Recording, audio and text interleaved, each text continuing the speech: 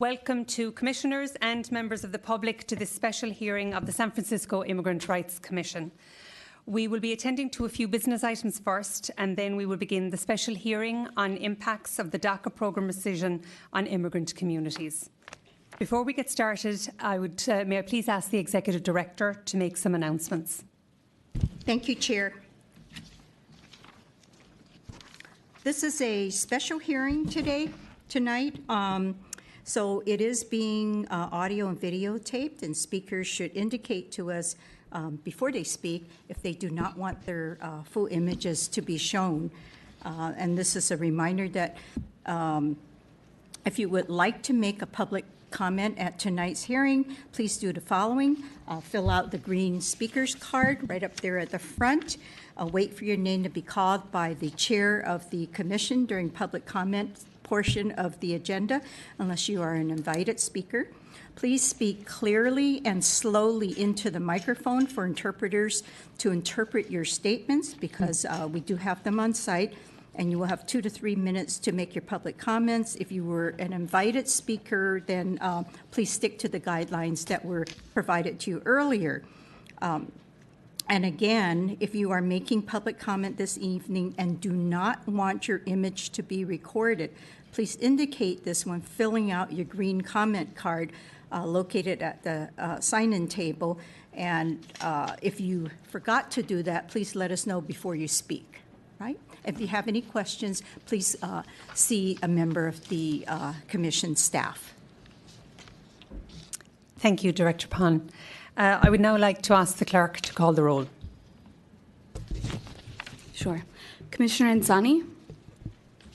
It's not yet here. Commissioner Fuji? Present. Commissioner Geim will not be attending. Commissioner Gervitz? Present. Chair Canali? Here. Commissioner Kojaste? Here. Commissioner Kong? Not yet here. Vice Chair Paz? Here. Commissioner Radwan? Here. Commissioner Rahimi will not be joining us. Commissioner Ricarte? Here. Commissioner Roy? Commissioner Wang? Here. Commissioner Wong? Here. The Commission has a quorum. I would also like to remind you that this meeting is being recorded for the public record. Please silence all cell phones at this time. Thank you, Clerk. Our first order of business is a review and approval of the minutes from the August 14th, 2017 full Commission meeting. Colleagues, are there any corrections or edits to the minutes of August 14th, 2017 as written?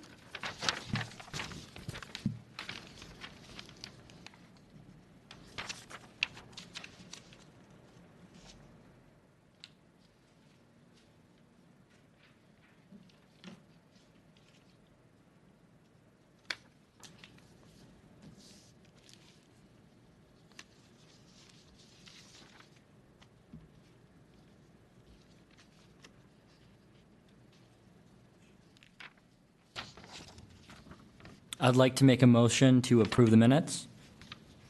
Thank you, Commissioner Kojaste. All those in favour? Is there a second? Second. Commissioner Roy, thank you. All those in favour? Aye. Aye. Aye. The minutes of August 14th, 2017 are passed unanimously as written. Thank you all. As we begin this hearing, I would like to begin by acknowledging the day and the date that this hearing falls upon, namely September 11th. 16 years ago, we all remember where we were. We remember who we were with. We remember what we saw. And we remember who was lost. And I would like to take a moment to remember those who lost their lives, remember those who responded so bravely and courageously during the terrible incident of September 11th, 2001. And I would like to remember those who carry the burden of that terrible day each day as they live.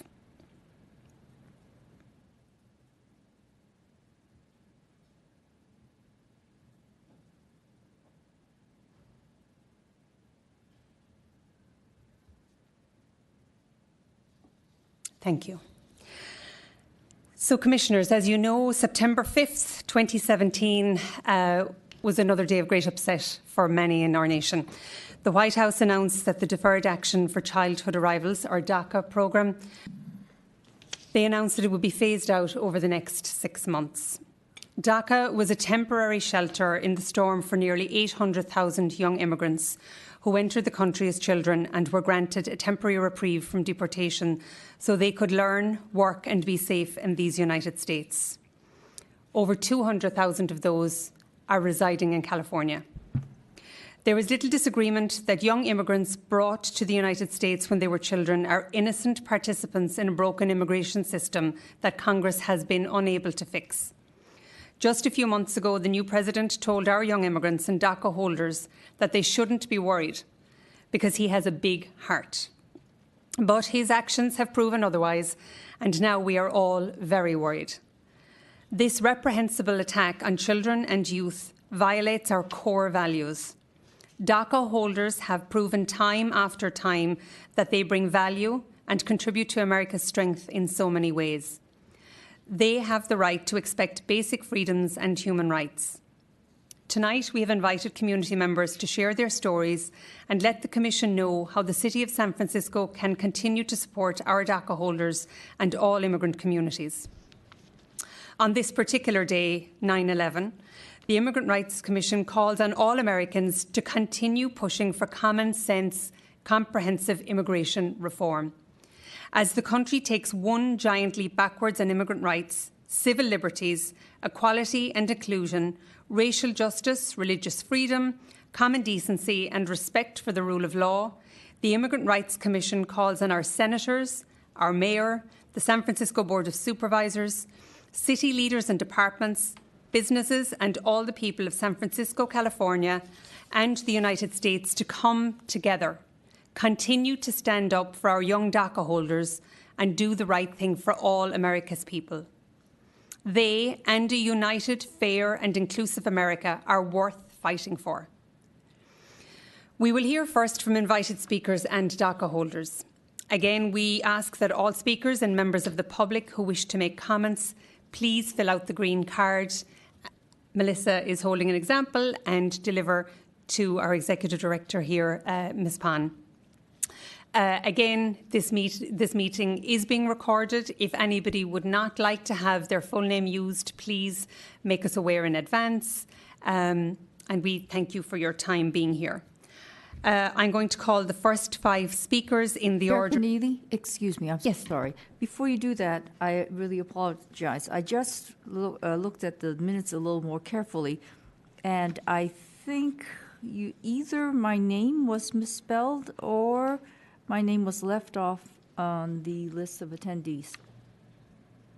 I know it's very difficult. It's very easy to mix up the A and the O. Okay, duly noted. If the clerk can make, thank you, Commissioner. If the clerk can make the addition and add Commissioner Wang as present for the meeting for August 14th.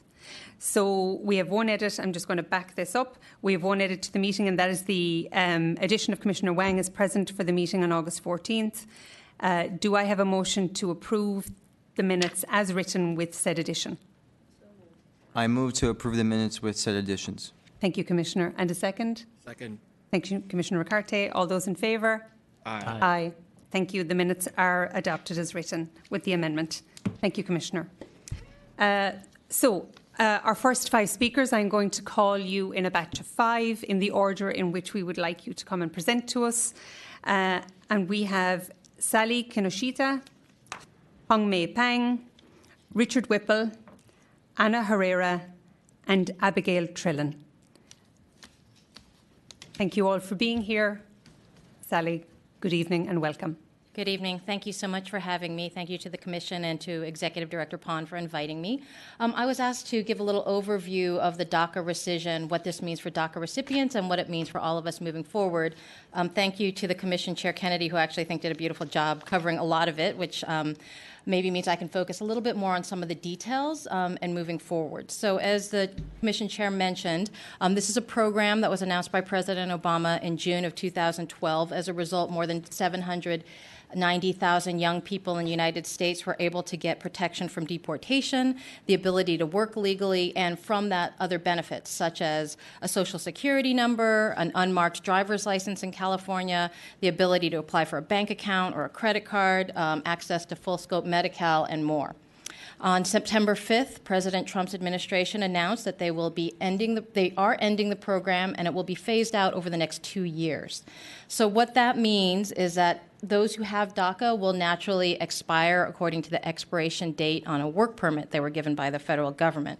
There's a subset of people who have DACA that will expire in the next 6 months between the date of the announcement and March 5th. They have until October 5th to renew their DACA, and if it's renewed, they'll have it for an additional 2 years. So what that means on the ground is we'll see people who have DACA for about 2.5 more years, but slowly but surely they will all expire, and in the process, folks will lose their protection from deportation and their work authorization.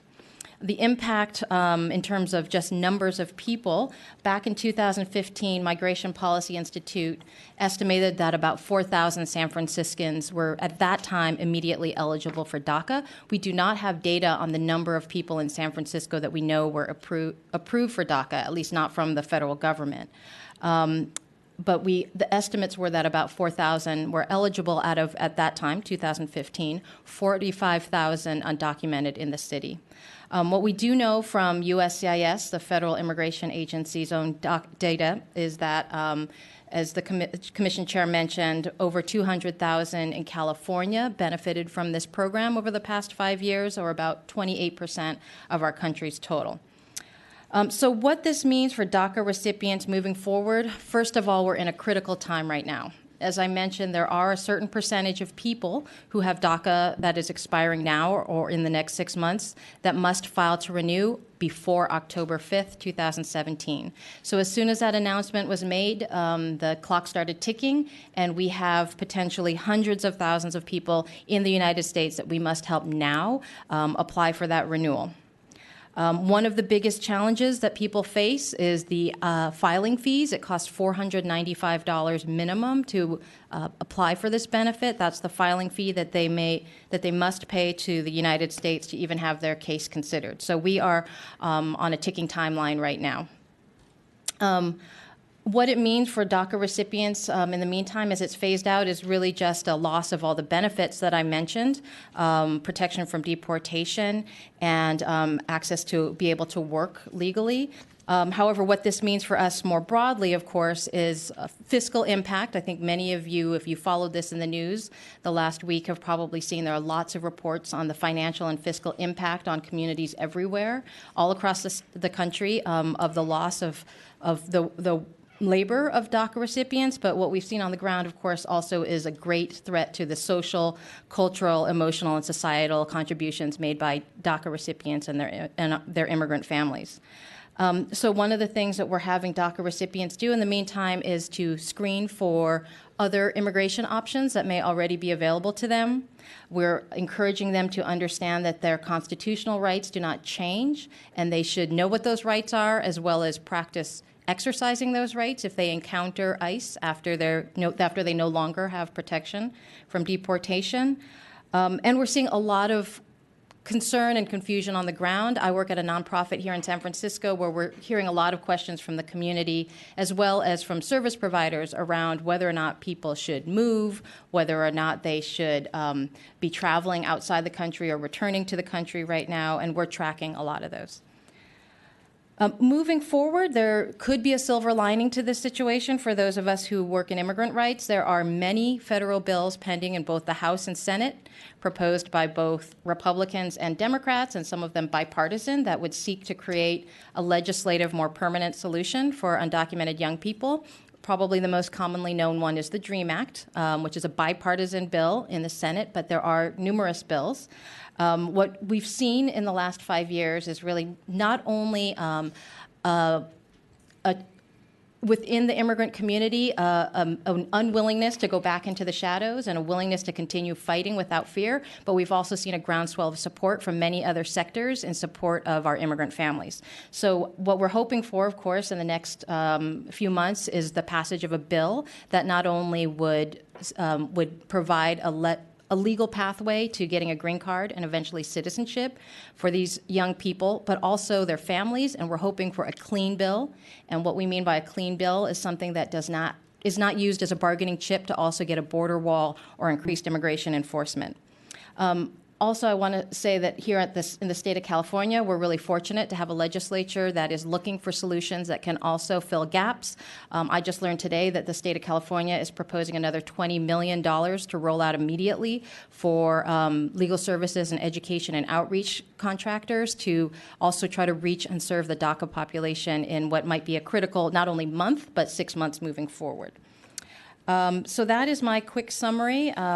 I don't know if I should take questions now or allow the other speakers. Yes. So what we're going to do, Commissioners, is we will take brief questions and comments for the first 5 speakers at the end of that grouping, if that's okay. Sally, thank you very, very much for your time. And as always, the Immigrant Legal Resource Centre is a huge source of advice, knowledge and referral for not only the community but for the Commission. So thank you for being here. Hong Mei Pang. Welcome. Thank you. Good evening, Madam Chair, Executive Director Pan, and all commissioners. Thank you very much for having me tonight. I represent a local civil rights organization called Chinese for Affirmative Action, and I'm here today to speak on the human impact of the rolling back of DACA, but I think, in context of all of the waves of anti-immigrant sentiment and policymaking that we've seen in the last 9 months. It is a key moment currently in the immigrant rights movement. We've seen an unprecedented number of systemic attacks on all immigrants, and these attacks are predicated on racist xenophobia that is crystallized through all of the backlash that we've seen in Charlottesville, something that has been represented through the pardoning of Joe Arpaio, and it is really an assault on the democratic values that we hold dear in this country. We saw that the rolling back of DACA has impacted so many people, my family members included, but that it is not an isolated event. 6 years ago, undocumented youth have stood up and said, we want some reprieve and we want some breathing room from an increasingly expanding deportation machine. Almost 3 million people were deported under the Obama administration, a record number of people. And we have wanted to really be able to reunite and stay with our families. And 5 years ago, when the DACA program was introduced and announced in Rose Garden, I remember watching the announcement myself. Many people have benefited. Almost 800,000 youth have benefited, including myself and my family. And, it was a leap of faith that we took in what we believe this country can be: inclusive, multicultural, and we believe that it is a country that seeks to really provide sanctuary and shelter for those who are in need, to those who are marginalized. For us, this administration and its trajectory to expel, expunge, exile immigrants is completely unacceptable. It is a rolling back of civil rights through the different proposed legislation and policies since the inauguration. And DACA, the recension of DACA is not, alone. What we've seen is a support for the Race Act, something that would slash all immigration in half, and something that has impacted not just Latino communities, but API communities writ large. That is how people immigrate. People want to be with their families when they move across oceans to be here. We've seen, the tremendous amount of racial profiling and racial violence through the Muslim ban. We've seen increased surveillance at airports, at the border. We've seen this sort of era of violence that aims to militarize the border, proliferate detention centers, turn workplaces into immigration checkpoints, and families being torn apart for profit. Since the Trump administration began in January, we've seen 80,000 people detained a day countrywide. We've seen an increase in $2 billion in budgetary allocation for profit, detention, and deportation. And it is really a political maneuver, the rolling back of the DACA program, to criminalize all immigrants. And we're here to say no, because immigrants are a vital and inseparable part of our communities and families. And really, the plan to end DACA is born out of cruel xenophobia, and the call for legislations like the Race Act capitalizes on violence that leaves immigrant families unsafe, and to garner momentum to undermine the democratic participation of all immigrants. And, we've seen the immigrant community unite. We've seen the power that comes within periods of political crisis. It is political opportunity. And we have done that through the support of OCIA, Office of Civic Engagement and Immigrant Affairs, and the Mayor's Office, and many of our partners. We were able to provide Know Your Rights training and workshops on the ground. We were able to educate communities of their fundamental rights. But, this fear and panic is not going to dissolve by itself. We need to continue building on the strong legacy that San Francisco has in fighting for due process ordinances, in strengthening language access rights, and being able to provide really a safe environment for all immigrants to have equitable access to services in public agencies, and for us to really remain a beacon for all immigrants to uphold intrinsic values of equality, inclusivity, and human rights for all. And, we continue to do our work on the ground, and we continue to talk to people and make sure that the correct information is being delivered to them. And in partnership with various, community-based and public agencies, we will continue to advocate for policies that will support immigrants across the state as a bigger part for a fight for racial, social, and economic justice. Thank you. Thank you, Ms. Pang. Our next speaker is Rich Whipple from the Office of Civic Engagement and Immigrant Affairs. Good evening, Commissioners. I just wanted to take a moment to share with you some of the things that the city has been doing alongside community partners over the last few years to kind of place some context around local resources. Obviously, those are more critical and needed now than ever before. But essentially, for a quick history, after DACA was created, we are lucky to have wonderful community nonprofits in the Bay Area and in San Francisco that really identified the need for the city to step in and provide resources to support legal services in particular. So since 2013, the city and county of San Francisco has provided funding for a range of initiatives that are operated through our office that you're probably familiar with, but that I'll recap briefly now. It's really three main programs that we currently operate kind of under our larger DACA initiative. And the first is a community grants program. That program funds primarily legal services for application assistance, and then community outreach and education that you just heard Hong Mei speak to as well. The second kind of prong to that that's connected is fee assistance. The application fee, as we heard from Sally, is it's very expensive. It's very prohibitive. And so making sure that there are resources for those who can't afford it, especially families with multiple applicants, is really important.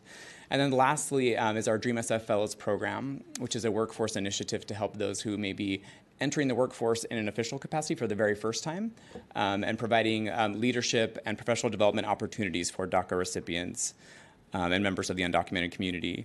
In total, the city invests over $600,000 per year, and the funding goes to 15 different nonprofits throughout the city and county of San Francisco that do a remarkable job making sure that we reach out to those most in need. And just to recap some of the accomplishments, over 1,200 applications have been filed, which I think is remarkable in San Francisco, where there are about 5,000 estimated eligible individuals for DACA. And over 4,000 general screenings and consultations have been provided. So we know a lot of folks that may be eligible for DACA or that have DACA might actually be eligible as well for a better form of relief. And so it's super important having that information, which is very empowering.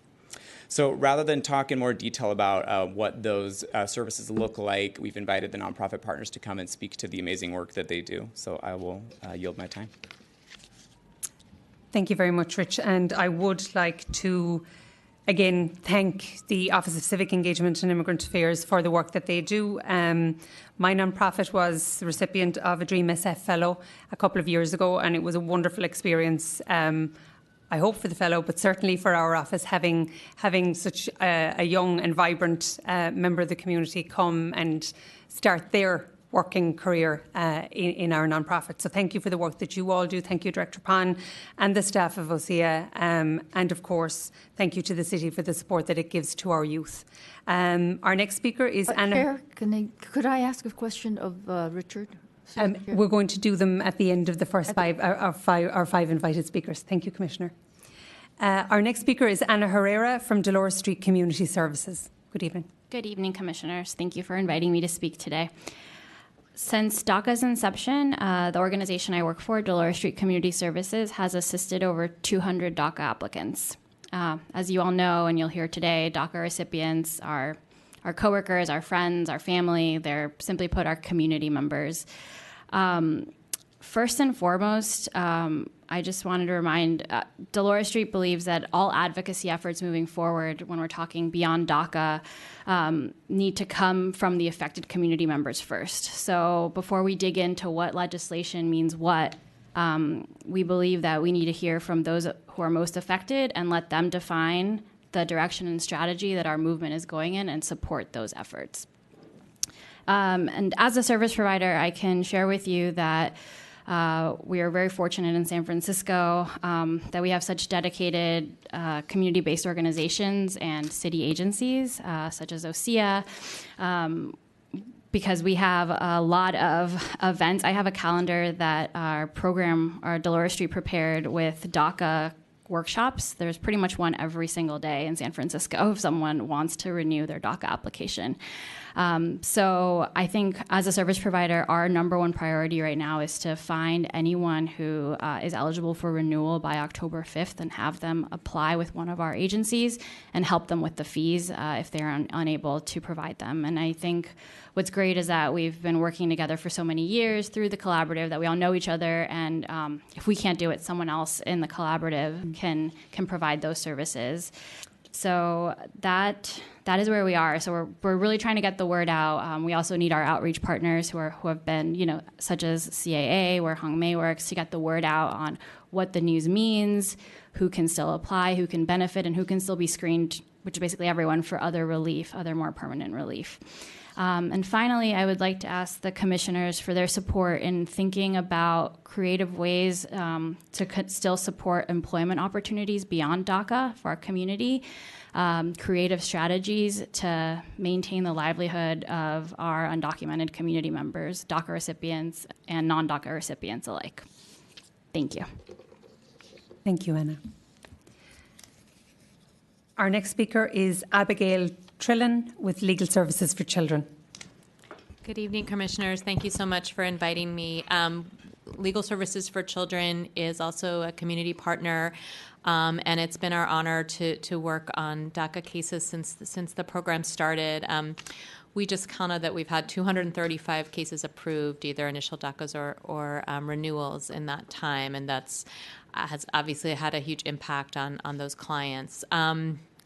We're really devastated. Our clients, our staff, our community has been greatly impacted by last week's announcement, but we are absolutely not giving up. And just like we did after the presidential election, our office and all the community partners basically worked to find everybody we could who could possibly renew their DACA before inauguration. And I know that our office actually found every single client who we could figure out was in that time period, and many other agencies did the same, and we worked together. We did a citywide clinic where 54 renewals were done in one day in a few hours, and we're going to do the same thing. We have a citywide clinic that we're all working on together.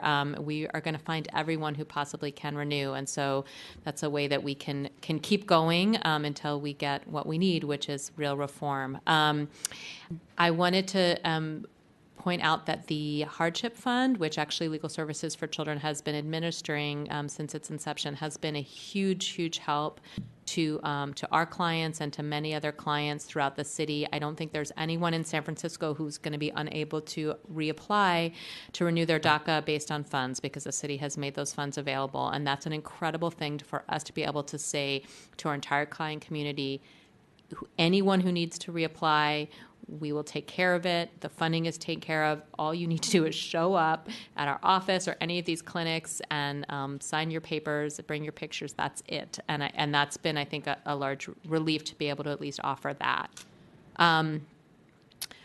I cannot understate how much, though, our community is impacted and how much fear. Many of our clients are young, high school and college, and they've actually grown up during DACA. So they haven't really been prepared for a time where they might not have a legal way to be here, albeit temporary. So it's really a shock and a huge blow. So I really appreciate everything the city is doing to support our community. I want to just give a huge Thank you to the Dream SF program particularly. We have also hosted every single semester, and I think working with Dream SF Fellows has been one of the great honors of my position, and I really hope that the city and the commission can be really creative about continuing that program no matter what. These are rock stars. I don't know any other way to say it. I mean, just these are absolutely the most impressive, phenomenal young people in our community, and I'm so honored to have worked with them, and I hope that the city can be very, very creative about making sure that they continue to be able to work in our nonprofit agencies and whatever opportunities are best for them. So thank you very much for all your support.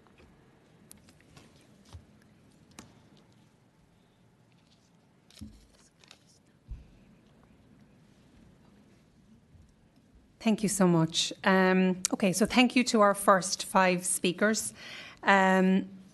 Before I open to questions, I do want to recognise 2 elected members that are here with us.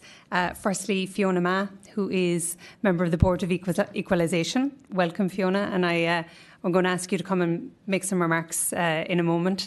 And also Hydra Mendoza, VP of the San Francisco School Board. So we're delighted to have you here, and a key member of Mayor Lee's staff and very much involved in everything that is done on the city's work for our DACA youth. So thank you for joining us this evening. So Commissioners, I would like to open it up for some brief questions and comments for any of our first 5 invited speakers. If I may, through the chair. Commissioner Paz. I guess this will be a question for Sally and others. The first one is, could you clarify sort of the 2-year phase-out period and just sort of confirm that renewals are going to be processed and so forth, and, you know, what are any risk factors that you see?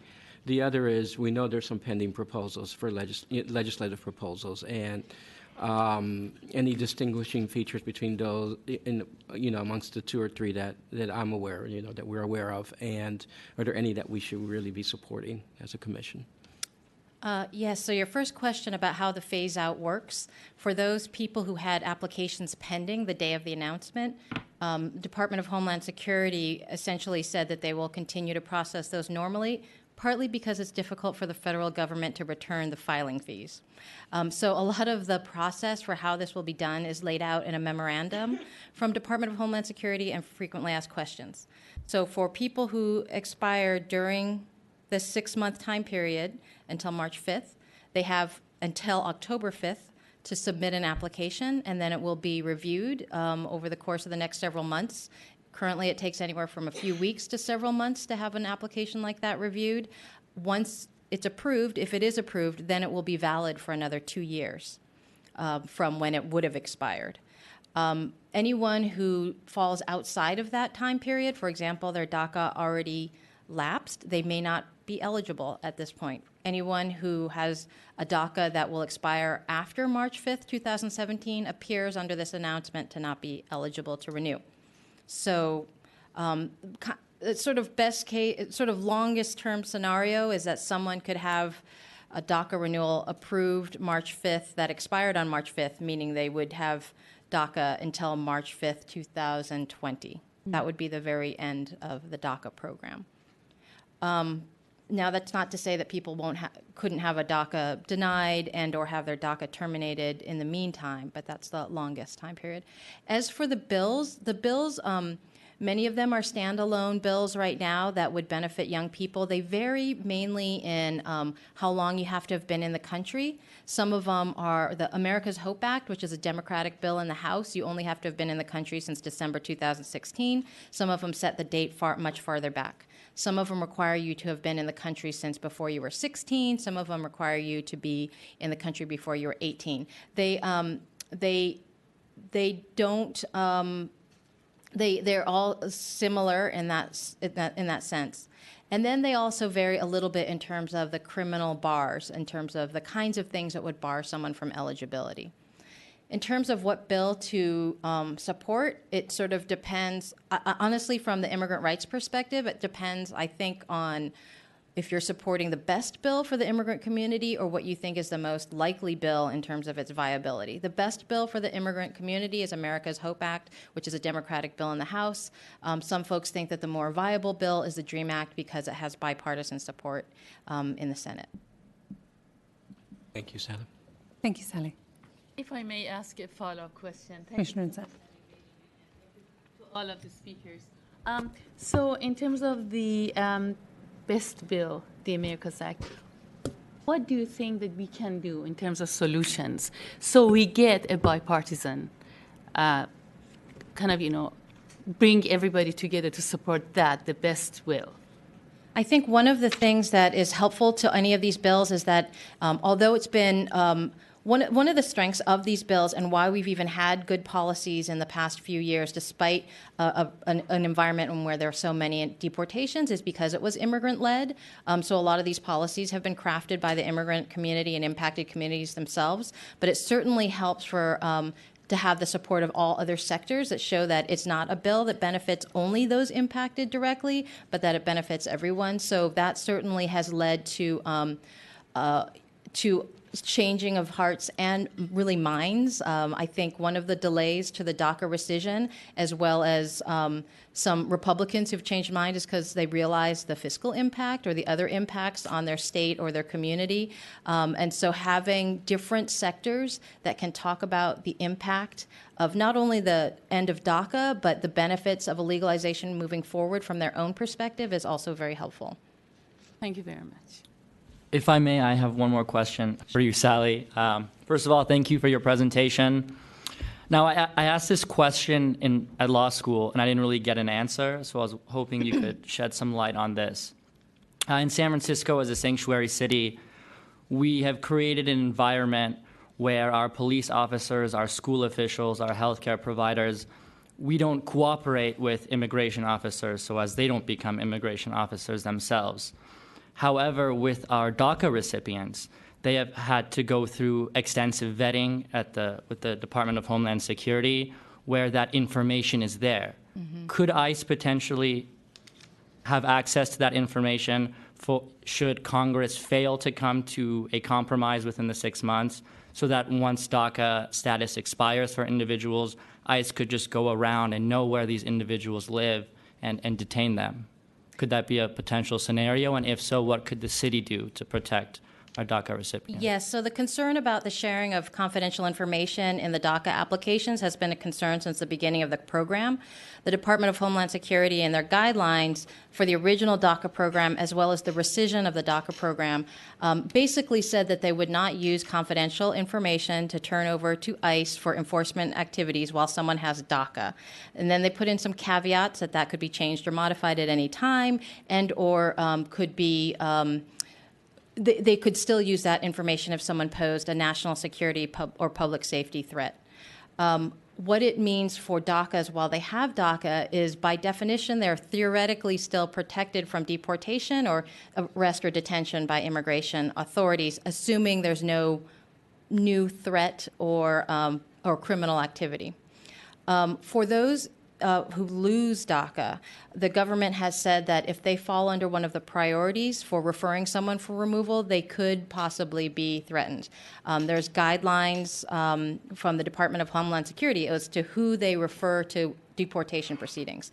Included in those are folks who are suspected to be in a gang, have an egregious felony record, perhaps present a national security or public safety risk, or have other kinds of crimes.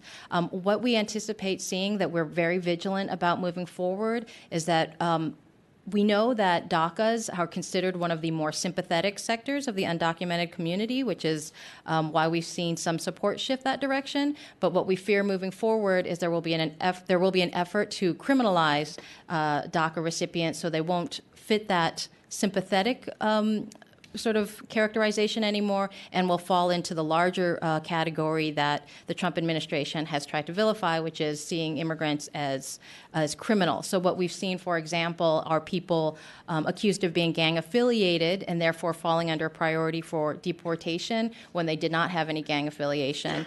We also fear seeing things like working without authorization prior to DACA or using a social security number being really targeted as a criminal activity. So instead of hardworking student, contributor, valedictorian, whatever kind of sympathetic characterization they had in the past will get shifted in the public mindset to a number of criminals who somehow snuck through the system under this earlier program. Thank you. Thank you, Sally. I'm going to take one other question from commissioners before we move on. We have quite a lot of speakers to get through this evening. Yeah, I have a question for Ann from Dolores Street. Anna, I'm sorry. Hi, Anna. So I thank you for showing that calendar with all the events in San Francisco. I'm curious on what has been an effective method for your organization in terms of outreach and sending that message out to the folks. If you can sort of speak on that. We've been internally discussing what's the most effective way to do that. All we've done so far, we've been able to do is email blasts, but we're talking about how to get a texting platform, since I think a lot of people are more accessible via text. Texting platforms are expensive, come to find out. So that's something that we're talking about internally right now, about how to do that, and how to capture all these folks that have applied through the OCA organizations, so we don't miss anyone. But so if you all have strategies or ideas for how to do that, that's what we're trying to brainstorm that as well right now. Yeah. Thank you. Thank you.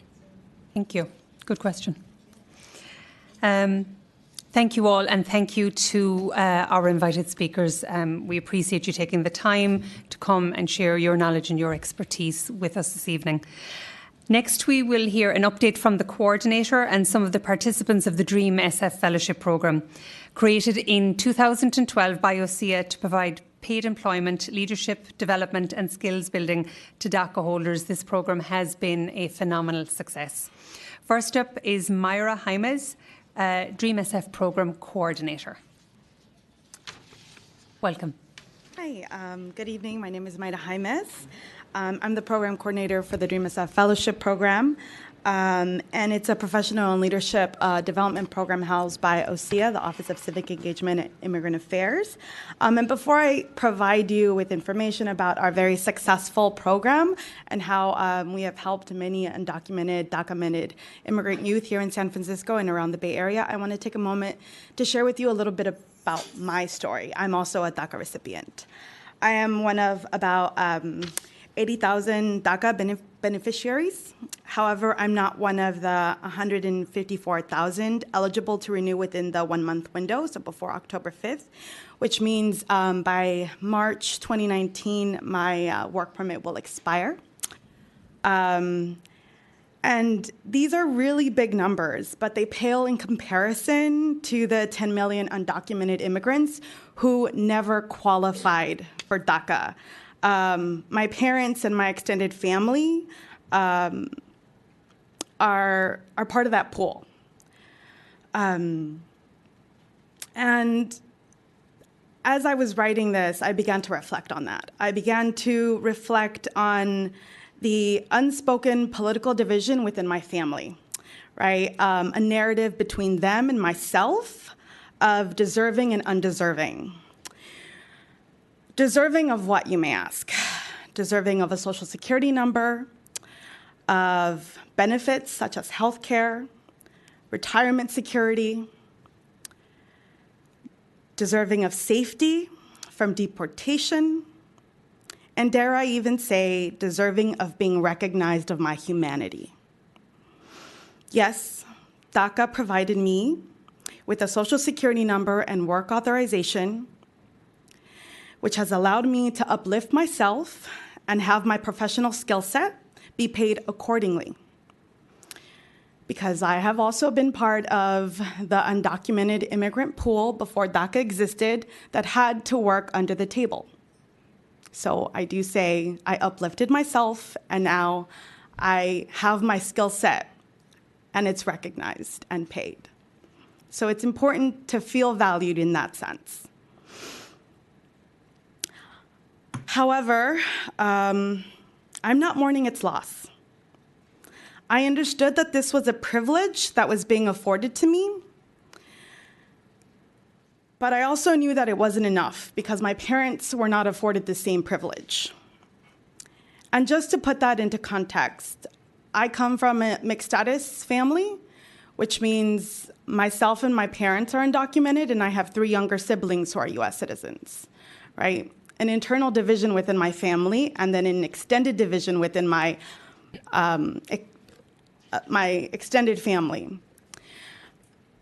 After hearing that on Tuesday, the news that DACA had been rescinded, my mother and my aunts and my uncle all sent me text messages, called me and said, "It's okay, honey, don't worry, you'll get something, they'll figure something out." And I thought to myself, why aren't you including yourself in these wishes and thoughts? Because there is a clear division, an unspoken political division within all of our families, all DACA recipients. It's really like placing a Band-Aid over a bullet wound. It will not stop the bleeding, but someone can say that they treated your wound. Trump has just ripped off this Band-Aid. After 5 years, and guess what? We're in exactly the same position that we were 5 years ago. No real solution to our immigration system, and a deportation machine ready to pick us off. Under the Obama administration, he created DACA, but he also created a really efficient deportation machine. And now it's in the hands of Trump. However, we're in a very important, pivotal, historical moment where we can change the narrative in our position. We can choose to end the deserving and non-deserving narrative. I'm asking you, the body, Immigrant Rights Commission, to do 2 things. Number 1, stop using the word dreamer. Stop referring to immigrant youth or immigrant professionals as dreamers because it pits us against our own family members, and it infantilizes us, and it disempowers us. I'm about to be 30.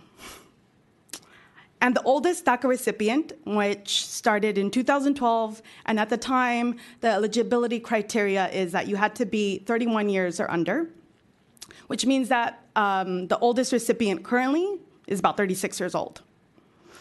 So to call someone a dreamer and to have that narrative constantly be infantilizing you is offensive. I'm not a child. I'm an adult. I make choices. I have autonomy. And I am one of many recipients who also feel this way. So please, as you continue to advocate, as you continue to appeal to your constituents, do not refer to us as dreamers. We're innovators. We are initiators.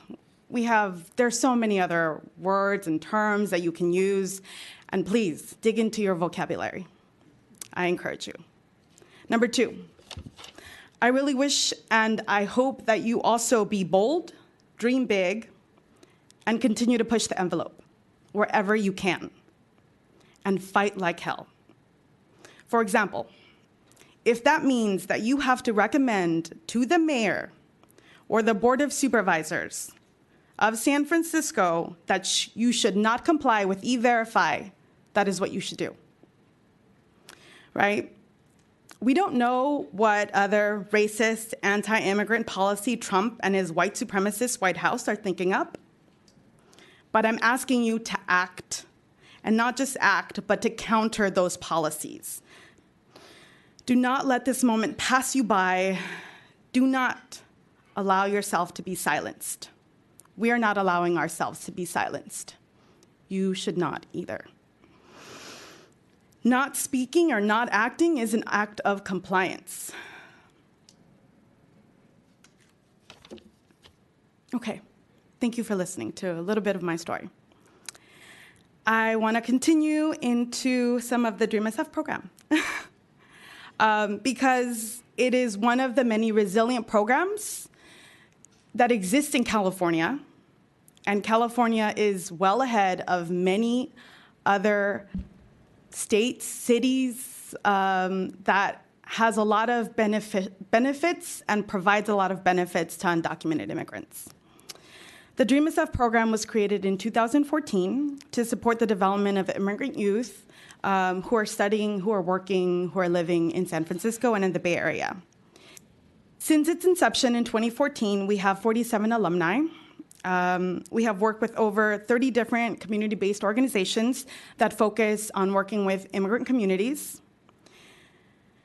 We have our fellows and alumni have worked more than 40,000 or have provided more than 25,000 hours of community service to our organizations here in San Francisco. Many of the organizations here in this room either have worked with our program or are currently working with one of our fellows. So I can guarantee you that most of your organizations or organizations in San Francisco that work with immigrant rights have directly worked with our fellows. Many of our fellows have also been hired by their host organizations. And something much more impactful that I think isn't really measured, or I haven't been able to think of an accurate way to measure, is the personal impact that having a program like this is for undocumented immigrant youth. It creates a place where you can be your authentic self, where you can dive into your insecurities of what it feels like to navigate the world as an undocumented individual. It also highlights each other's resiliency. It highlights the many different countries and experiences and intersections of identities that we have. There's lots of queer undocumented youth, Black immigrant youth, Asian immigrant youth, Muslim. The intersections are plentiful. And this is a program that really helps to uplift them, encourage their professional development, encourage their leadership skills, and really act on their boldness and have just a community that they can create for themselves and a network of professionals, really for the first time. And I also encourage you to help us figure out how to sustain this program after March 5th, 2020, when the last DACA will expire. Thank you. Myra, thank you. Our next speaker is also with us here, and Mario Alvarado Cifuentes. Thank you, Mario. Hello, everyone. Thank you for the time and the space to address you all. Like you just mentioned, my name is Mario. I'm a Dream SF fellow. I'm currently in Legal Services for Children, and I work in their DACA program. Last week's DACA announcement has had a direct impact on me and my family.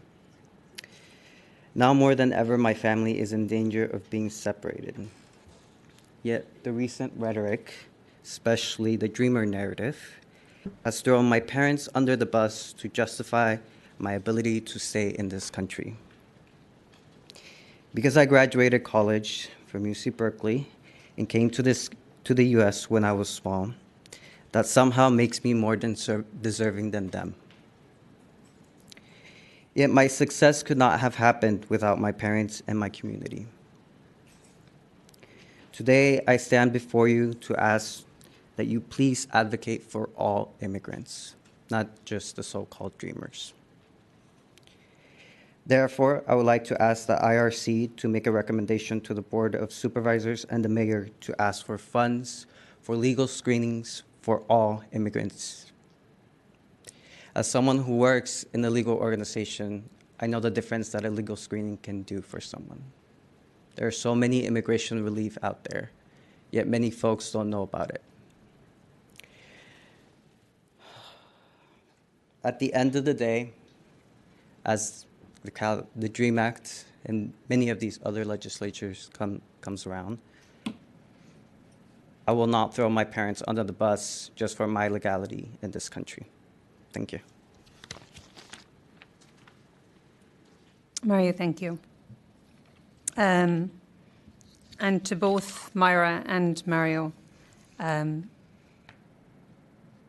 we will do what we can to encourage the continuation of Dream SF. And Mario, thank you for your suggestion for creating a program for legal screening for all immigrants in San Francisco. It's duly noted, and we will take that as something that we can look at moving forward and we can look at discussing at higher levels. So thank you both for your suggestions, and thank you both for your openness and honesty. I would like at this point to invite Fiona Ma, member of the Board of Equalisation. Fiona, we're delighted to have you join us this evening and welcome you to address the Commission. Thank you very much, and it's great to see so many friends on this commission.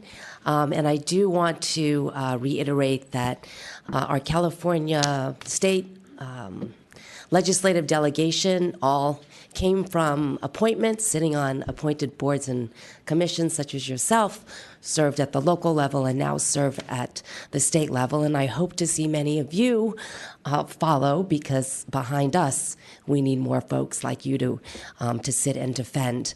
At the state level, as you know, we've got a very strong delegation from the governor all the way down through the legislature in defending the rights of all of our citizens, starting with, Gil Cedillo, who passed the DREAM Act, allowing opportunities for our young people. He also passed the driver's license bill, allowing everyone to have a driver's license. I personally sponsored a bill that would make it difficult for public law enforcement to confiscate cars of people who don't have valid driver's licenses. So we are doing our part at the state level. I personally am the daughter of immigrant parents. They came to this country 60 years ago, went through the naturalization process, were lucky enough to do that, became citizens. I was born here in the United States, and it is just a tragedy what is happening at the federal level.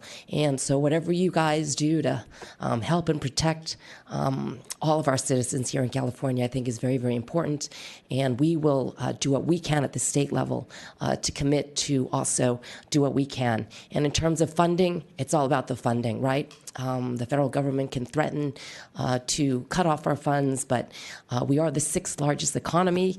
We are going to be working hard to make sure that we continue to figure out how to backfill all of the services and programs that are important and essential to everyone here in the community.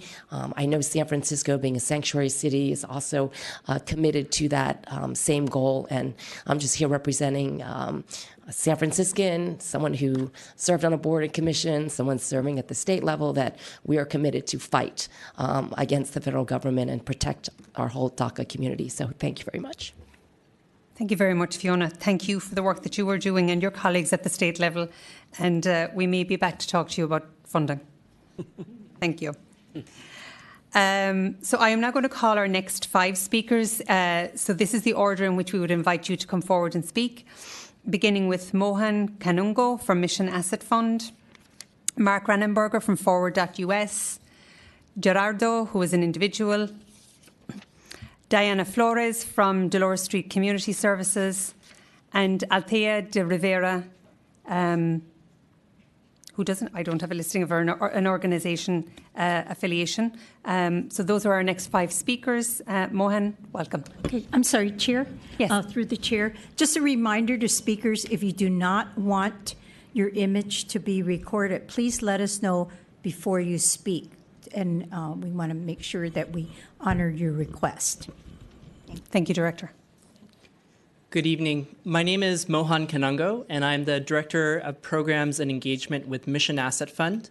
Mission Asset Fund was founded in 2008 here in the Mission District of San Francisco when Levi Strauss closed their factory doors. And it was the sale of that garment factory that provided the seed money for MAF to get started.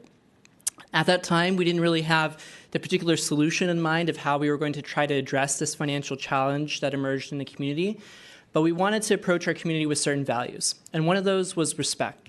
Respecting our communities as being financially savvy, rather than pobrecitos, or these folks that need to be saved and kind of helped. Another was really meeting people where they are, right? So instead of talking to people about the need to save for retirement, we wanted to devise products and services that were actually responding to their particular financial challenges. And then taking a strengths-based approach, so building on what they have. And we've been able to do that now since for almost 10 years. And to date, we've originated $7.5 million in loans, and we've maintained a 99% repayment rate. Now, we've been able to do that because of the power of community, because people come together to borrow and loan money to each other, and because we've devised relevant products and services to continue to respond to the needs of the community. I'm very grateful for our partnership with OSEA, because with OSEA's support, we've been able to support both people that have applied for DACA as well as citizenship. And the issue of DACA is particularly important because we've distributed now about $30,000 in match funds for DACA applicants just in the last year or so. And those funds have reduced the principal of the loan in half for people that are paying the $495 for the filing fee. I'm here, though, specifically both to thank Director Pon and Rich Whipple and everyone at that department and the cities and the commission's support for immigrant communities, but also specifically to enlist your support in letting the community know that we will be doing our zero-interest loan program through the October 5th deadline, so that not just folks here in San Francisco and the Bay Area, but folks nationally can take advantage of a zero-interest loan.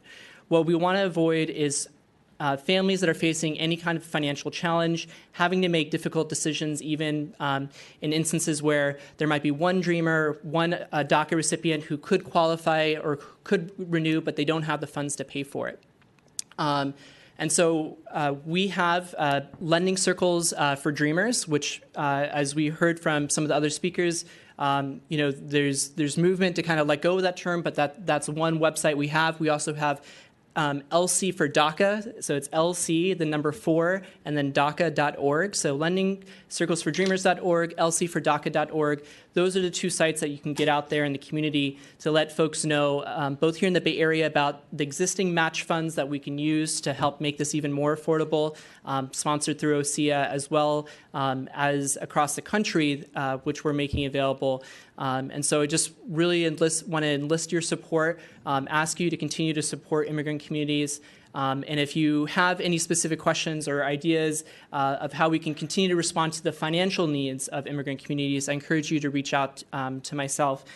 Before I go, I just wanted to share that one thing we developed in response to a lot of the emergencies that folks are facing right now is a financial preparedness guide, specifically to talk with immigrant communities about how to respond with the threat of detention and deportation. So I'll share that with you.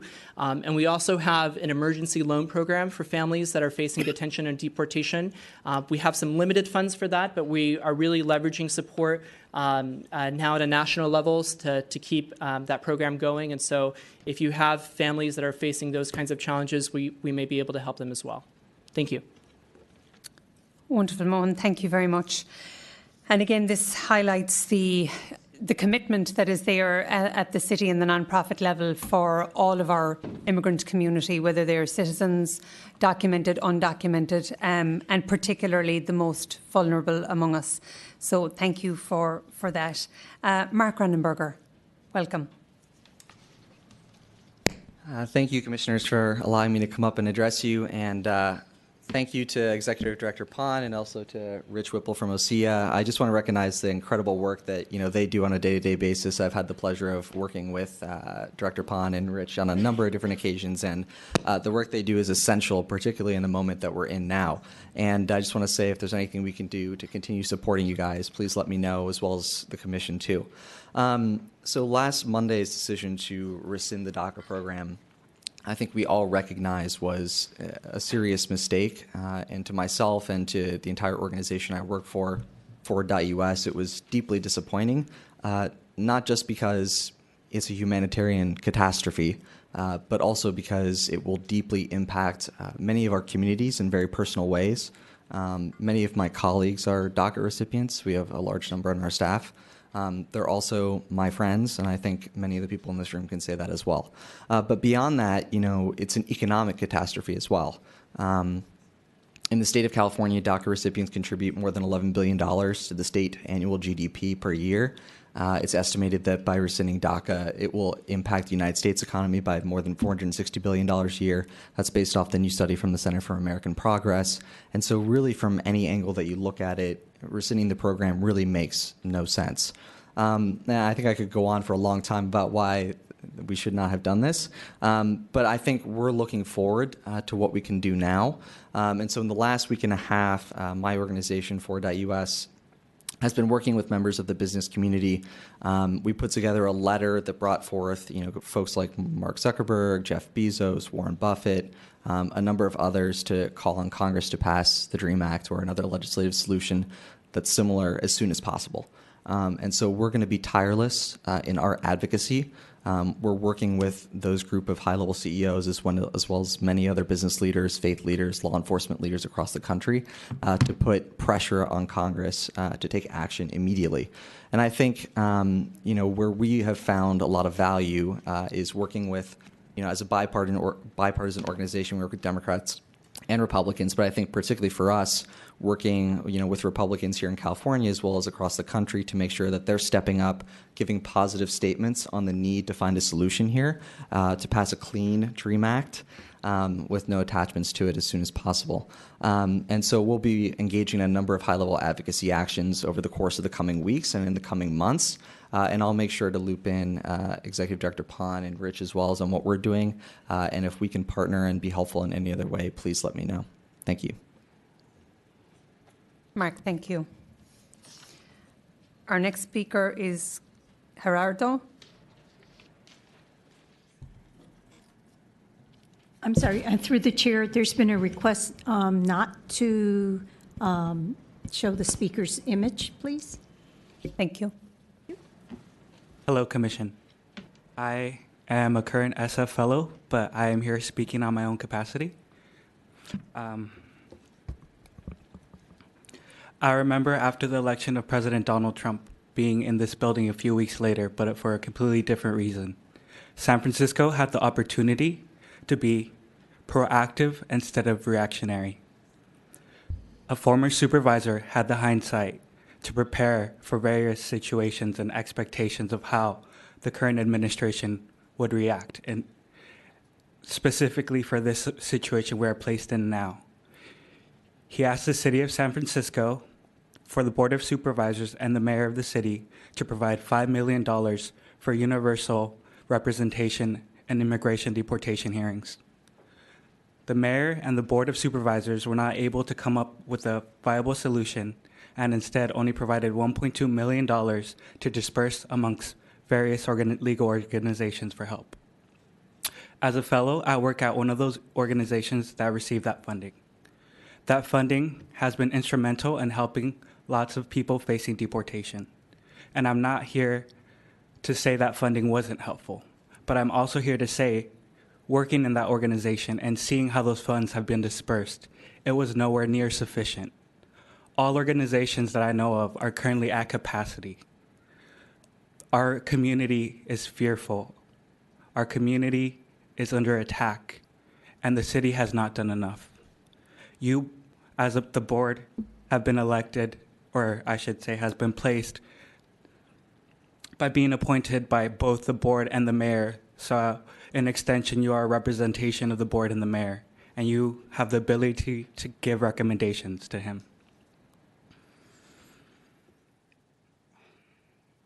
I ask you all to ask the mayor and the board of supervisors to increase substantial funding, because though some of us are being under attack now with sorry, I'm getting a little emotional. Though some of us in our community are now getting some support, the rest of our community is largely being ignored, and I will not have our community be divided. So I ask all of you to realize that though some of us are undocumented and unafraid, the rest of us remain afraid.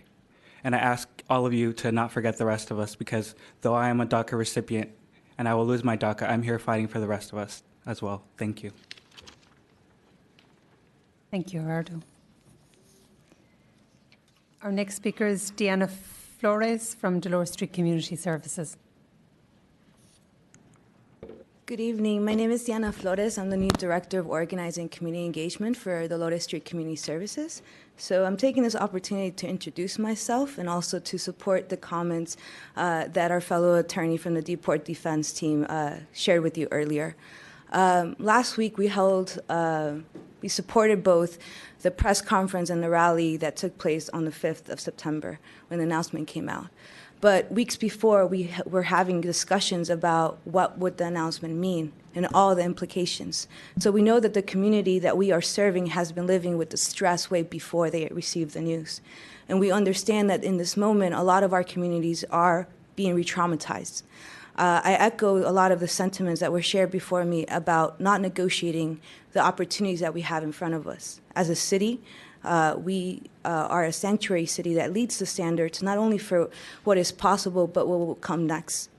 There's a lot of talk about division and probably fear of that division. And we know that in the conversations we had last week, we had the assessment to first reach out to our clients and to hear from them what were their fears, but also prioritize the information that they needed to receive. And we understand that in this next 6 months, we need to prioritize our focus and also assess where we're not paying attention. So we know that we are in contact with some of the folks that have been lucky enough to be served by some of the nonprofits that are here today.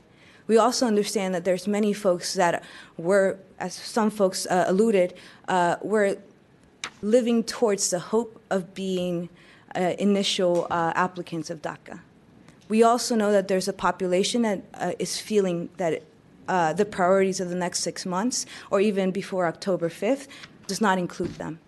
And so the concerns that we heard from our community and that I'm bringing to you today are the concerns for the additional the harassment that we might not be monitoring, right? So in the workforce, folks being asked about their DACA status without it being even time for that yet.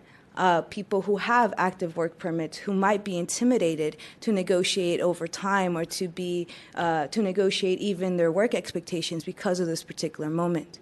We also reshared our policies and procedures around ICE activity in our sites, and we encourage you to do the same with your own agencies, but also in affordable housing sites, in sites that you have the power to give memos around policy and procedures that might be more mindful in this present moment. And I encourage you, as you look into recommendations from the community around legislations that might come up for your vote or for recommendations, that you listen very closely to what the community has to say. I am a DACA recipient, and I also echo the reality that Maida shared, which is that we are in a moment to dream big. And if 5 years later DACA leaves us in the same situation, it might not be the thing we want to reestablish again. So I look forward to seeing you all more often. And I also know that we are taking assessment of how to continue to work in partnership with SF Island, with the Office of OSEA. And so we are very lucky and very fortunate for the structures that you have set up in these past years. And we look forward to you setting up more. Thank you. Deanna, thank you for being here this evening, and we look forward to seeing you in the future also. And to your point of people who are taken advantage of or who are put in very difficult situations because of their undocumented status, we want to hear about that. So as they present to any organisation that's in the room, that's the information that needs to come to the Immigrant Rights Commission. That's what we need to know. We need to hear what's happening on the ground so that we can then move forward and make our recommendations. So thank you. Our final speaker is Althea.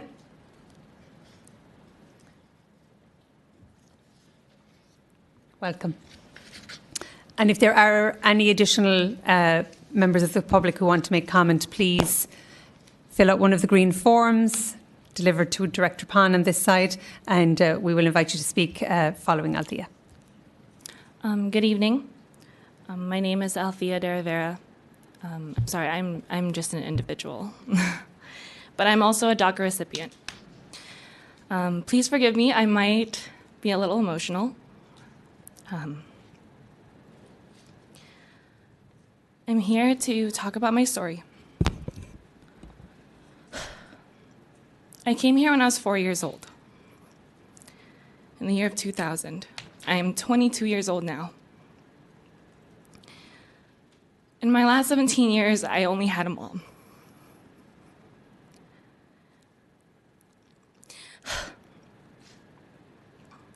Last week on Tuesday, I got a text message from my sister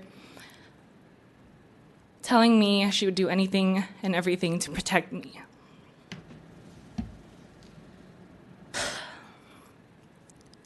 To wake up to that news, the only things that ran inside my mind was what was going to happen to me and who was going to take care of my mom. My mom. 5 years ago, in 2012, the DACA was introduced. And within those 5 years, I was able to graduate with honors, find out what I wanted to do in my life, what my purpose was here, support my mom financially, obtain my license, which I thought I was never going to do, buy my own car, and be as independent as I could be. 5 years later, my freedom is being taken away, and so is my independence. There's a lot of emotions that run inside my head. I'm angry and I'm sad. And the only questions that I ask myself is this where my future stops? Is this it? What's going to happen tomorrow or within the next 2 years? I don't meet the requirements to renew my DACA, as mine expires in 2019.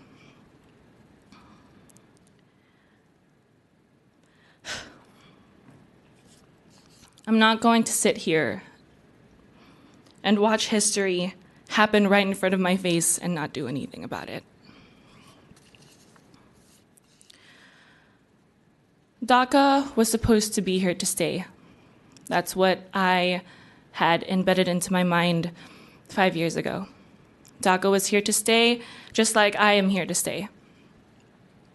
I was given my freedom, and like I said, now it's being taken away. No human being deserves to be illegal. And I'm not leaving without a fight. So I ask all of you to support me, along with 800,000 DACA recipients, to defend DACA and fight back. Thank you. Althea, thank you. Thank you to all of the DACA recipients who have stood up this evening to tell your stories, to show very clearly the amazing young people that you are, the amazing young adults that you are. You are the epitome of what the DACA programme was meant to be about. You have risen to all of the challenges that it put in front of you in terms of being the best that you can be and doing everything that you can do. And we are going to do what we can do to ensure that, at the very least within the city and county of San Francisco, that you continue to be supported and that you continue to be cared for as we figure out what the path for DACA takes. We are going to call on Congress to do what they need to do. The ball has been put squarely in their court. We've waited a long time for them to do something, and hopefully we won't have to wait too much longer, that this will give them the impetus, that the outcry and the hurt and the pain that's being felt across the country with every DACA recipient, everybody that I have heard speak since the announcement on the 5th has been it's been so heartfelt and so heartbreaking, and it is beyond me if Congress cannot come together and deliver on this and deliver on all of these young people who bring so much to the United States and are the future of the United States. We are a nation of immigrants, and we cannot forget that, and we should not forget that. So thank you all for being here this evening. Thank you for your testimony. Thank you for your courage. And we wish you all the very best, and we will walk with you on that journey as we move forward. Vice Chair Paz, do you have anything to add? Thank you, Chair Kennedy. Again, I also want to thank all the presenters and the recipients of DACA. Primarily, I want to acknowledge your courage. And I think we hear you. We need to use your courage to inspire us to do more. And what I think, what we can promise here is that we will do everything in our power to assure that here in City and County San Francisco, you will never be alone.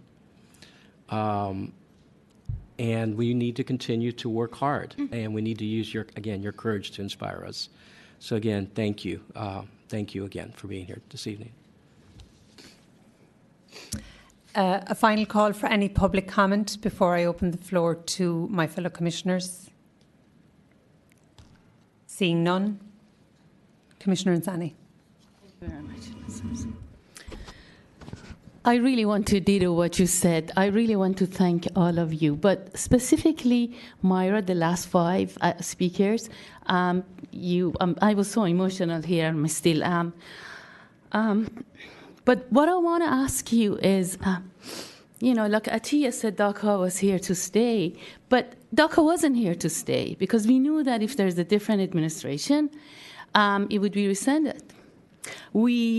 And as Deanna said, why did we not dream big? I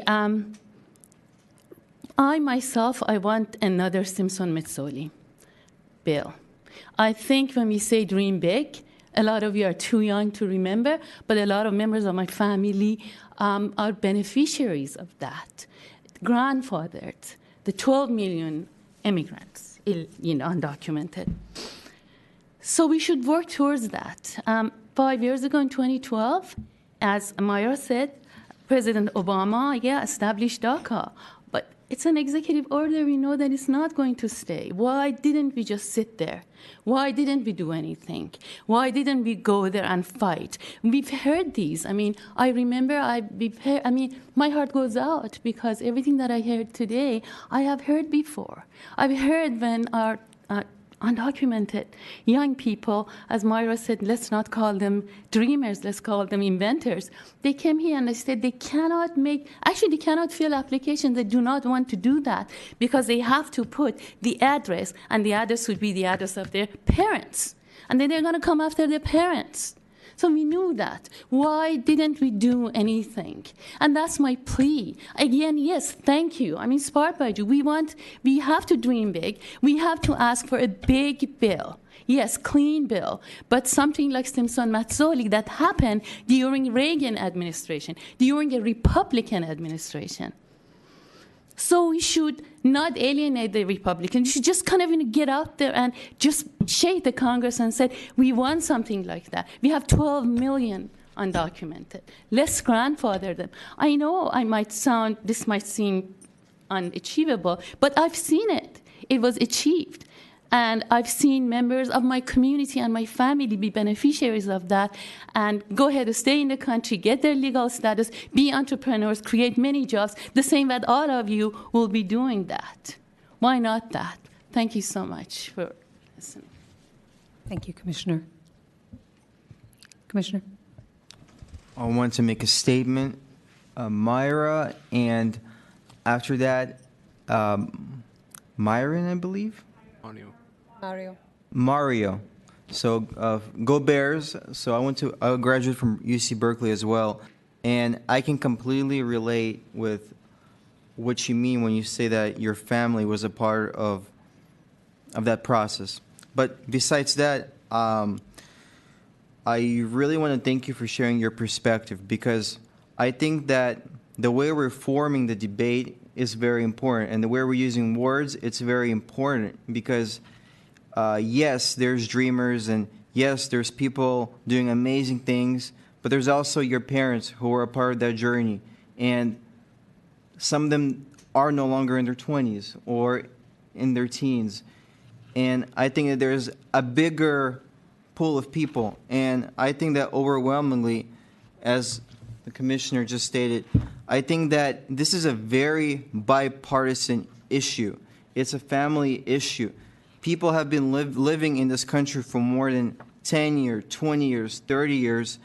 They speak English, or even if they don't speak English, they're contributing to the communities here. They have no ties to any other geographical area, and by all means, they're contributing here.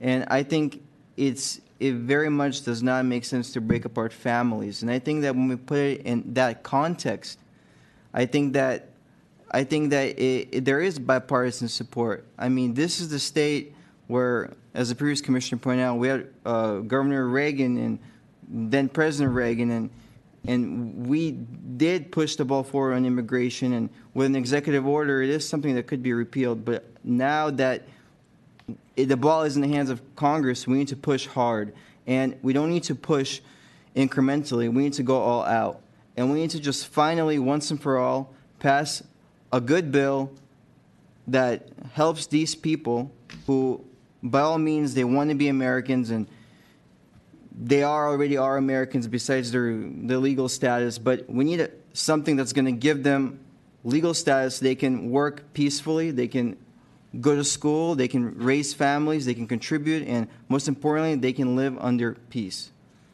So I want to thank you for sharing that. I think that's something that I, for one, haven't heard often addressed, and I think that's one of the most important things that needs to be addressed.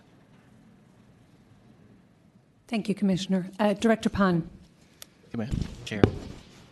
Yeah, if I made Director Pan as an announcement she needs to make, and then Commissioner Ricarte. Commissioners, with your permission, I just want to make an announcement before everyone leaves, and also wanted to thank the Commission for its willingness to listen. I think our office as a program office has really been struggling these past couple of weeks, working with our community partners to see if we can come up with solutions. And I mean, real solutions that are going to be helpful to people right now. We have 20 Dream SF fellows and a total of 65 that have gone through the program. And we're concerned not just about them, but the impact this is going to have on their families. And as you heard from the stories, we serve the people of San Francisco. I know one of our speakers referenced citizens. We don't just serve citizens. We serve all the people who work, live, or come to school in San Francisco. That's our responsibility. I know that the Commission is clear on that. So we ask you to partner with our office. And I wanted to point out in your packets that there's going to be a DACA renewal workshop on September 23rd. My entire staff just spent 7 days working straight, and on Saturday they spent more than 10 hours at our Pathways to Citizenship workshop. It would be nice to see my commissioners there. Whether you can help us by speaking another language, helping us to translate and interpret. You can just greet people, make them feel like you care about them, but show up at this. This is important. It's really great that we're listening to our speakers, but these young people need our support. Their families need our support. And you can come out on the 23rd. There's a volunteer line. You can see any member of the staff. I would like to see you there. This is our last shot at trying to get as many people through the process who can get through the process. And we have looked into our budget, digging up every penny that we can to waive all the fees so that we are going to cut checks with our community partners on site so that somebody can walk in, get the assistance they need, the legal screening, and walk out with a check that's made out to the Department of Homeland the DHS department so that they can walk out with a full package and take that last opportunity to renew their DACA status. It would be great if our commissioners, every single one of you, even if you can't stay there the whole day, come by and talk to these human beings, because I think that's going to make a difference. Let them know you care. I know you care, but come out and take action with us, because that is the way right now. We need your help. My staff can't work 7 days every single week. Well, they do, but they just can't. So we could use your help. So please, if you have questions about how to volunteer, just see Rich or Isis or Melissa, Jamie, or myself. We'll definitely put you to work. Thank you. Thank you, Director. And I would like to acknowledge the work that staff consistently does, workshop after workshop after workshop, particularly with Pathways to Citizenship. 250-something screenings done on Saturday. That's phenomenal and extremely commendable. And we should be there to be with you and support you. So any commissioners who are available for the DACA renewal, as Director Pond says, you don't need the legal skills. We can all say hello and welcome people and have them assist them as they walk on their path and on their journey to hopefully legalization. Commissioner Ricarte. Yes, thank you. I just wanted to say, especially to the DACA recipients who shared their personal story. I know Althea said that she said she was sorry that she's just an individual, and you're not just an individual. You have us behind you. You have your community behind you. And I know we live in San Francisco. It's a progressive city, and we all help each other. But sometimes it's really good to hear some concrete things that folks are doing, as some of our community partners shared earlier, how they're really going after to make sure those who are eligible for DACA get to apply. And folks who talk about also including not just DACA recipients, but all immigrants that are undocumented immigrants and all immigrants who are being affected by what's happening in our country now. So don't forget that we're here, the city's here for you, and we're all doing as much as we can to help and to support. And if there's anything specific, I think, that we are not addressing or has fallen through the cracks in some way, I hope that you would reach out and share that so we can do something about it.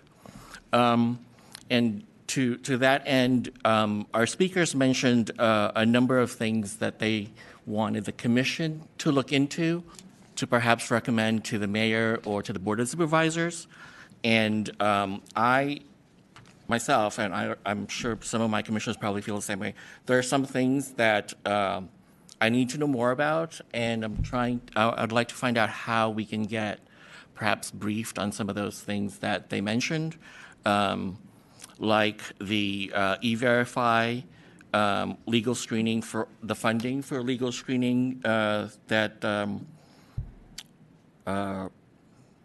Mario, I think, one of our speakers mentioned that he wished that there was more, and also from the Dolores Street folks talking about the other areas that other parts of the immigrants' lives that are affected, with housing, with just the stress and the anxiety that people feel, and where they go for that. So I'd like to ask the chair if how we can get more information so that the Commission can make a proper proposal with those areas. Sure. Director Pond, I'm going to defer to you on some of what you may have that you can share with us. Mm-hmm. Thank you. Thank you, Chair. Commissioners, I think there's a number of ways, and I know there's such, a long list of things that we would love to update you on. One of the ways that we could probably do it quick and easy so that you can make some decisions and take some action immediately. We've been trying to schedule your mid-year retreat, and this is an opportunity where we bring in experts. The staff can brief you on a lot of these issues, and more important, the commission can use the time to plan what it wants to do as a body and how it wants to make an impact and be helpful to our immigrant communities. So we would only ask that a couple of months ago, the staff did poll you, and we got only 7 responses, and none of them were all on the same date. But with your permission, I'd like to have our clerk re-poll you this week. And I'm just going to ask you to please do whatever you can to pick a date coming up soon that we can sit down and brief you on all these issues. And then we'll be glad to send you a summary briefing. But there's nothing like being able to talk about the issues, hearing from the experts yourself, and then figuring out what your game plan is on how you're going to commit to the work and advance the cause over the next year or two. That was on my old business. So I could check that item off. But we'll be glad, the staff will be glad to provide you with the background information. There's just, you know, we just get a ton of memos and just trying to keep up with all the actions, not just from the president, but all the people that he has appointed and all of the departments and these, you know, sometimes changing a form, changing a regulation is going to have drastic impact on not just immigrants, but people of color, poor people, many communities, and without us even realizing it. So I think the sooner we can get you briefed on what's going on, the sooner you can take some action, make some recommendations. Thank you, Director Pond. I'm wondering if there's some way we can do the polling for this retreat sooner than having our clerk send us another poll. Can we pick a date now that most of everybody's here? I mean, I don't know. I'm just saying we need to act, and it seems like we keep delaying. And I understand everybody's busy, and we all have other obligations. But perhaps there's a date already that we have upcoming that we can instead turn into the retreat date, since it's a date that people have. But anyway, I just wanted to bring that back to you. Understood. Maybe after. Maybe after? Yeah, if I can ask you to stay a little bit after the meeting is adjourned so that we don't hold up all these good people have come here to, you know, listen and share their stories, and then we can do that right after. Great. Okay. Awesome. Perfect. I'd like to share a few words as well, if I may. First of all, thank you everybody for coming out here tonight.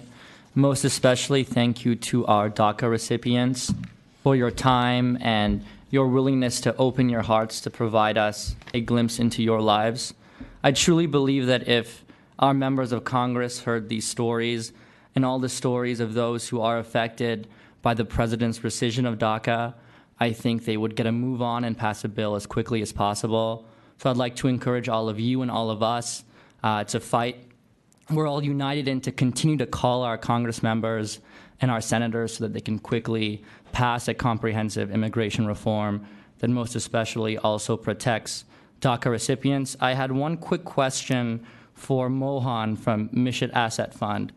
When we met a couple weeks ago at the New American Media Roundtable, you had mentioned that Mission Asset Fund provides loans at 0% to those at the naturalization workshops. I was wondering, does that still apply for those who would like their DACA renewals, and will you be there at the workshop on September 23rd? Yes, to both of those questions. So our loan program has always been zero interest. We've done zero interest loans to help immigrant entrepreneurs with or without legal status. They've gone on to build successful businesses. We've helped, we innovated that to do just DACA loans. Basically, after the announcement, within a month, we were doing DACA loans 5 years ago, and we've done it for citizenship and now we're doing it for folks that are facing detention or deportation. So definitely don't want to paint any image that we're only helping those that are the most deserving. We want to be responsive to all of the needs. So folks, for instance, that are having to deal with the cost of bail or detention, legal costs with an asylum claim, we can help with some of those costs, and it's a zero-interest loan as well. Great, thank you. Chair. Thank you, Mohan. Commissioner Wang. Yes.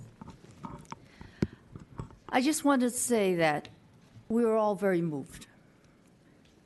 We heard your eloquence. We heard your anger. We also heard your despair. And that's what I wanted to address. I know some of you may feel like you're just a drop in a bucket, a drop in an ocean. But I wanted to let you know something. I want to ask you something. A shift of less than 100,000 votes in last year's election in 3 key states would have changed everything. 100,000 votes, less than that, that's a drop in the bucket. The 2018 elections are coming up. The 2018 elections starting now.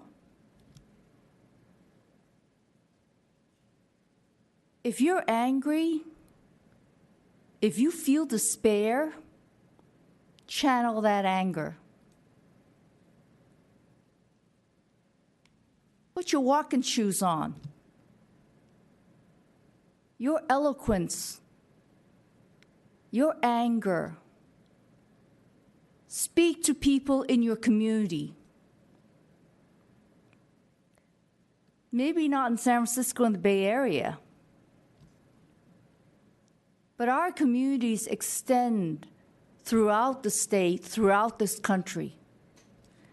When I was vice chair of the State Democratic Party, I didn't speak in San Francisco. I went out to Podunkville. I went out to places I didn't know existed because that's where I needed to go. That's where I needed to speak because those were the seats that we needed to change. Those were the votes we needed to get. Don't be angry. Go out and make change. Fiona talked about that. Today we're sitting here. I remember when Fiona was sitting here. Someday you guys are going to be sitting here. You know, someday I'm going to look at you and I'm going to see the new Fiona in all of your faces. That's what I urge you to do. Use your anger. Use your eloquence. Don't despair. Thank you. Thank you, Commissioner Wang. At this point, I'm going to end this session of our hearing this evening. Again, thanking everybody. Again, acknowledging all of the ideas, the suggestions, the work that is to be done, the work that we can all do, both as individuals, as members of commissions, as members of political parties, as members of organisations. Our work has never been more, and I think I've been saying that now for 18 years, but I'm still saying it, and we will do it. We stand up and we brush ourselves off after every bad result and every bad announcement and every bad decision, and we continue on because we know what is right, we know what is fair, we know why we are here, and we know what needs to be done to make the United States the country that it is, the country upon which it was founded. It's a country of immigrants, it's a country of democracy, it's a country of freedom and justice and fairness and rights. And that's what we need to strive every day to make sure that that is what it is and that is where it goes. We have many hurdles, we have many people who are working against us, which means we have to work harder. Our barriers are not insurmountable. Our opponents are not infallible, and they are not all powerful. We have very strong voices. We have very capable and competent members in our community who can stand up, who can be elected to office, who can walk precincts, who can show up at rallies, who can knock on doors of Congress, and that's what we need to do, and that's what we will do, and that's what this Commission will do, as best we can, as much as we can, and as loudly as we can. So again, thank you all for being here this evening. Thank you all, Commissioners, for your comments, your thoughts, and your commitment to the work that we have ahead. Item number 5 on our agenda is old business. Commissioners, is there any old business to bring before the Commission? Director Pon? Very quickly, Commissioners, just a couple of items. You have a special hearing on October 2nd, and this is on the travel ban. I would ask for your assistance in getting the word out to the community. We have an extraordinarily talented social media expert in our office named Jamie Richardson, but we all need your help to get the word out to the community because we want to get these stories on the public record. You are going to be writing a report and making a set of recommendations like you did 4 years ago to the mayor, the board of supervisors, our elected officials at the local, state, and federal level. And so we need to have your help in getting people to the hearing room. And then just one little item that many of you asked us about is just an administrative item. For those of you who have requested business cards, every year the office pays for your set of business cards for the Commission. Following city practice, I want to let you know that cards will use the official Commission address, telephone number, and email. That is standard for all commissions, so that'll be the 50 Van Ness office with our number. And our suggestion is for commissioners who would like to share their personal information, that you make mailing labels and you can just adhere that to the back of your business card. Some of you also asked about an email address, and we'll catch up individually with you. I think if the commission could, commissioners could each set up an independent email address. If you're on Gmail right now, just set up an extra address that the staff can use, and that would just be for the use of the Commission. So all of your Commission mailings and information will go to that email, and you can keep that separate from your personal or your organizational email. That would be our suggestion, and that'll keep you in compliance and help you keep a number of emails that we will be sending you with information on some of the issues at Commissioner Ricarte's suggestion. We'll start sending those to you right away. So just a little administrative item. Thank you, Director. You may. We have our special hearing on October 2nd, and we usually have our monthly meeting October 9th. Is that meeting still also books? No, Commissioner. Every year we run into the same issue because that is a holiday for Indigenous Peoples Day, and that's why we changed it this year. Okay. The Commission voted earlier in the year to change the date. Okay, thank you. Thank you, Commissioner. Any other items of old business? Item number 6, new business. Are there any announcements or new business to bring before the Commission? I have one announcement. Tomorrow at Mission Campus of City College, there will be a Know Your Rights training. I'll be conducting one of those trainings. They'll be in classroom 107 and 108. So if you know anybody who may be interested in attending, we'll be passing out red cards and also explaining what everyone's rights are, and specifically what those who may be at risk of having their DACA expired. We'll be going over that as well. So if you could spread the word, that would be greatly appreciated. Thank you. Thank you, Commissioner. Any other new business, Commissioners? Director? None. Thank you. There being no other business, I would like to adjourn the meeting. I would like to thank all of my fellow commissioners, staff, and especially our community members for joining us this evening. Thank you.